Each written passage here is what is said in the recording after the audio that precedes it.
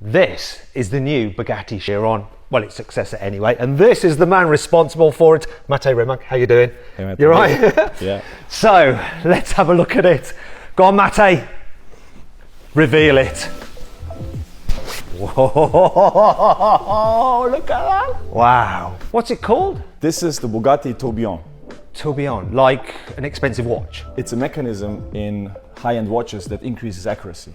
Ah, right. Let's find out all we need to know about this amazing new Bugatti. Okay, Mate, the first thing I want to talk about is the big thing, really. The thing that you first unveiled about this car, and everyone went, what? V16, right? So now one of the great things about the W16 is that for packaging, it makes it quite short, doesn't it? Because the way the cylinders sort of overlap shortens the engine. V16, it's like 2 inline 8 cylinders. In fact, I want to show you something, just bear with me. You've got these little like coasters here. Check this out, right? Look how long that is. That's 16 cylinders. This is sort of how they're arranged here. It's actually a meter-long crankshaft, and it's actually like 400 millimeters longer than a W16. So 40 centimeters, blimey. You're crazy enough to develop a completely new combustion engine in this day and age. Opposite of downsizing, this is actually bigger displacement. Okay, so what is it then? 8.3. Old one was 8 litre. Because we had this very powerful electric powertrain, it kind of masks some of the downsides of not having a turbocharged engine. So you have all the torque. What? Naturally aspirated. Yeah, the pennies just dropped. Oh, you didn't know? It's naturally aspirated, yeah. Exactly. This is going to be amazing. Exactly. What does it rev to? 9,500. Is it higher than a GT3 RS? Yeah. Have you got some like audio footage of it? Absolutely. Okay, we're going to cut that in now.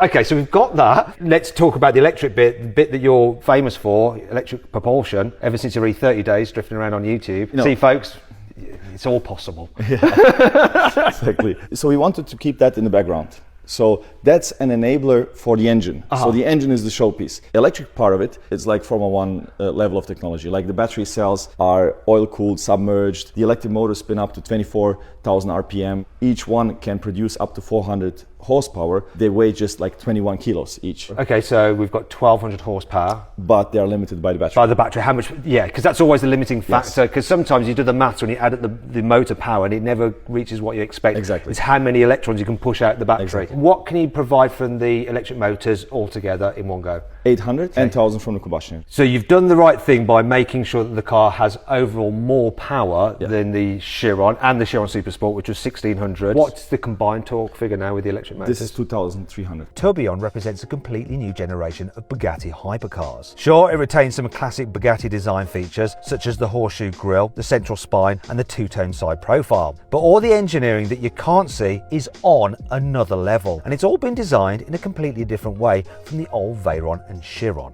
And this is all not just, let's say, design on top of a technical concept, but actually this comes like from one hand, where the technical concept and the design and the packaging all work hand in hand. Just as an example, the gearbox on the Chiron used to be in front of the engine, so between the passengers, so you're sitting further apart. Now the gearbox is behind the engine, and then we have a battery in the middle and a bit behind the seats, but the battery is narrower, so the passengers come closer, and therefore we can move the whole greenhouse, so the windows closer, so you have a more pronounced shoulder line, and the whole cabin is a bit lower, so you have the same space inside, but everything is lower, so we have a lower frontal area, which is very important for drag and for top speed. We'll come to the top speed in a moment, so I think it's going to be higher than before. So what's going on here at the front of the car? So it's pretty interesting actually, because when you're sitting in a Chiron, for example, your left foot is pushed slightly inwards and you can actually see the shape of the wheel arch. So you have this very short front overhang where you need to package all the crash absorption for the front impact. And now we have two 400 horsepower electric motors in there, all the cooling for the combustion engine and for the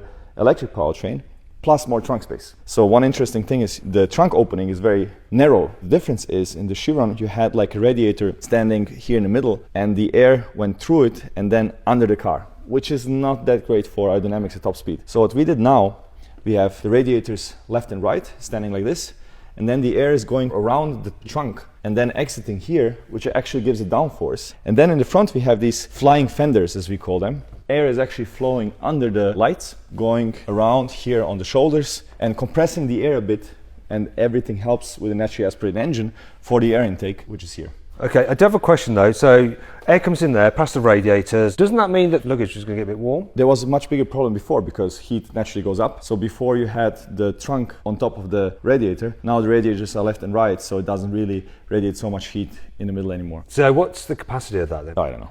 You do.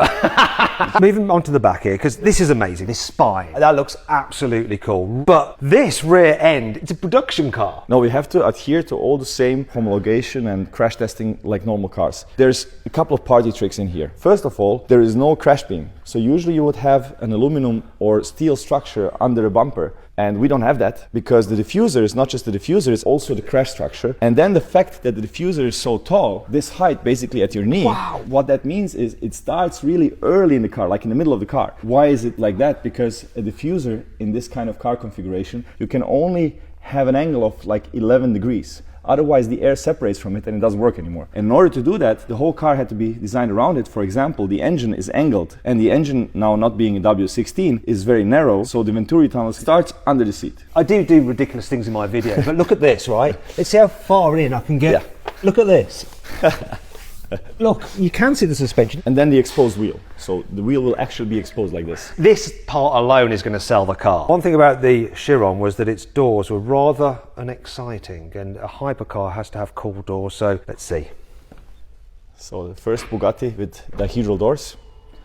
Because the whole cabin is submerged, so you still have the same height inside, but everything is lower. And one other thing that I've noticed, the Chiron had 2 windscreen wipers. This has one single one, which does the whole windscreen. Yeah, well, it's lighter, but it's also an extension of the central line that you have all the way from the front to the back. We are thinking about having it programmable so that you can have the wiper go in its, like, let's say, position where it's hidden, but actually we like this. Another thing is the fixed hub steering wheel. So you have your instruments inside the steering. It never moves, no matter how you turn the steering wheel. The gauges inside the steering wheel show your speed, the engine RPM, and horsepower readout. Just like with the Chiron, except the Tourbillon is all analog. And this horsepower gauge actually has 2 needles, one for the electric motors and another for the V16 engine. There's also a temperature gauge, a fuel gauge, and an analog readout showing the current battery charge. And they all look spectacular.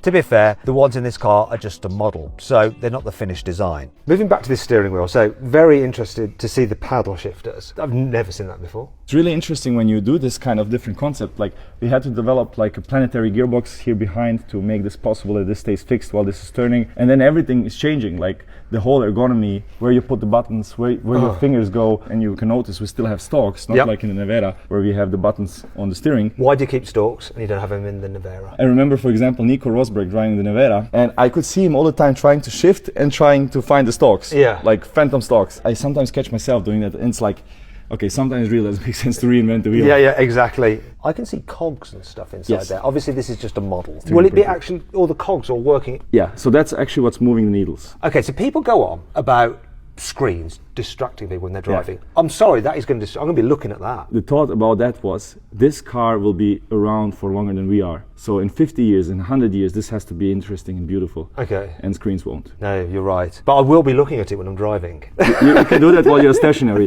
You can rev the engine and then all of that's moving. I'm so looking forward to seeing that. So that does bring me on to some key stats, and I don't know if you can give us them. The first one has to be, what's the top speed? It will be limited to 445 kilometers per hour with the top speed key. Almost 280 miles an hour. Yeah. And what about the 0 to 100 kilometers? Below 2 seconds. Not a Tesla below 2 seconds, an actual real below 2 seconds. Yeah. Sorry, Tesla. Yeah, below 2 seconds. And what is the Chiron? It's slightly above. Wow. Oh, one last thing, because we talked about it on the Nevera, and I think you fixed it. Window switches, back for up, forward for down. We change that later. What is it at the moment? It's the right way. It's the right way. Don't worry. That's great. Thank you very much. Cool. Thank you.